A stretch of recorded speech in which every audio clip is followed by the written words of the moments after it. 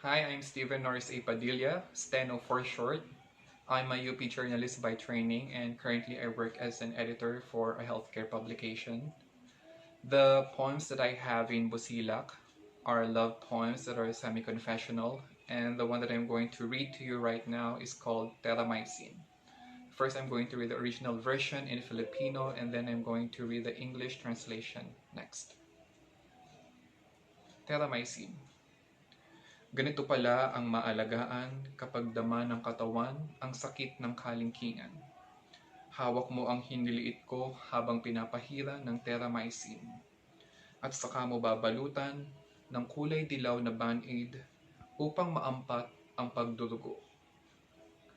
Takot ka pala sa dugo, pero di ka nag-alangang ako ay hawakan at hilumin ang munting sugat na kusa namang gagaling kahit pa di ka mag-abala. Nariyan ka at nakaagapay kahit pa sa maliliit na bagay. Ganito pala kaligayang mahiwa sa takip ng delatang Argentina corned beef. Sarap ng bakay wala kung ikukumpara sa iyong aruga. And now the English version. Teramycin. So this is how it is to be cared for when the body feels the pain of the pinky finger. You are holding my finger while applying teramycin. And then you'll wrap it in a yellow-colored band-aid to stop the bleeding. So you're scared of blood, but you didn't hesitate to touch me and heal the small wound that would have healed on its own even if you didn't bother. You were there beside me even in the little things. So this is how happy it feels to be cut by the cover of canned Argentina corned beef.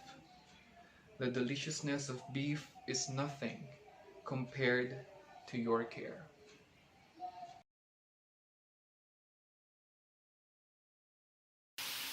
Hi, I'm Nico Pablo. I am a communications manager for a nonprofit and an MA creative writing student from the University of the Philippines, Diliman. Today I'll be reading Crush from Busilak.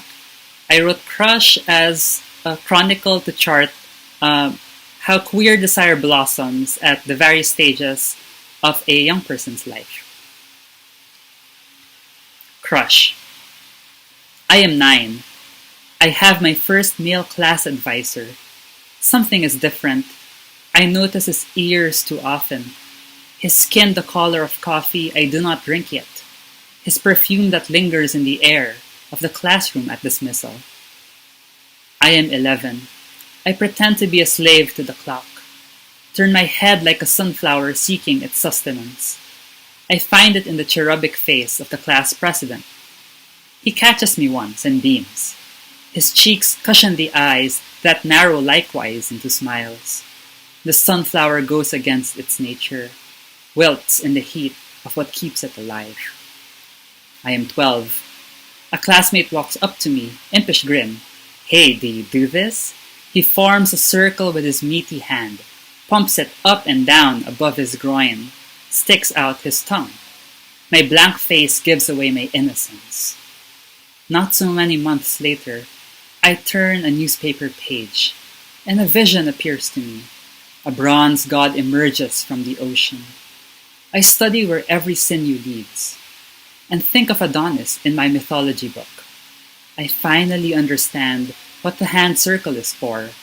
I tuck the paper in a dark corner of a cabinet. I am 15, 16, 17. I try to talk to girls at parties. I message them online. If this is what love is supposed to feel like, then it feels like nothing. I feel more alive when I slip past the stony gaze of the saints in the hallway of my home and into the computer room to discover how divine fire tastes when it explodes in my body, torch lit by images of reclining men. I am 18. I see a giant of a man in class, commit his full name to memory during roll call, believe in fate when we're assigned to the same group. I sit with him on the floor, but how can I concentrate on literature when already I write verse as my sight sails a maiden voyage across the sea of his shirt, the grooves of his shorts, the golden forest that grows on his chin and shins. There is no shadow of a crucifix to flag this expedition. I am 23. I feel like a stranger in my own clothes when I'm on dates. A crepe halved with an almost neighbor turns into one movie, then three, several chai teas, paintings, dinners. If time always reaps rewards, I learn what risk looks like instead. A taxi ride of a martyr, ending in tears. I am 25. I have created a chimera in the laboratory of my mind. His hair, chest, shoulders, arms, belly, legs gathered, snatched from men in movies, streets, gyms, boardrooms, daydreams. I visit him whenever I grow bored. I'll have to release him one day, but not now, not today. Oftentimes, I cannot cross the threshold.